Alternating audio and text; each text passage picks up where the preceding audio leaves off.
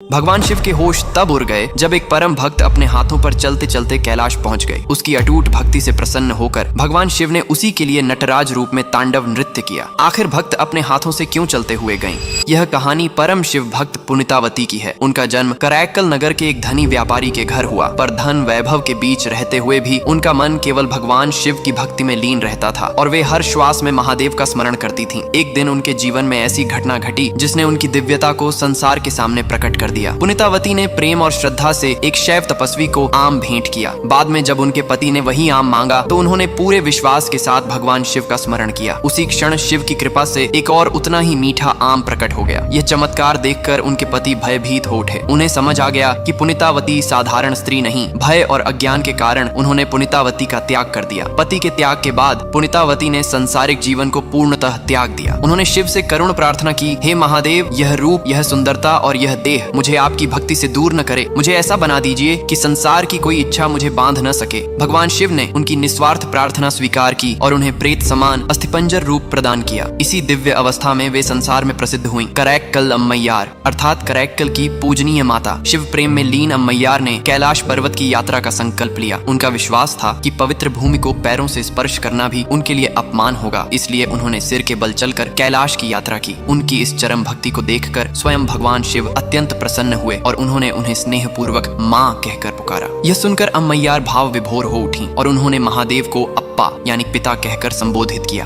भगवान शिव ने अम्मैयार को वरदान दिया कि वे जन्म मरण के बंधन से मुक्त होकर सदैव उनके आनंदमय नटराज नृत्य का दर्शन करती रहे। अम्मैयार शिव के तांडव का साक्षात दर्शन किया और वहीं से उनके मुख से निकले अमर भक्ति गीत मुथा तिरुपाधिकम, जो आज भी शिव भक्तों की आत्मा को स्पर्श करते हैं। तो बोलिए हर हर महादेव।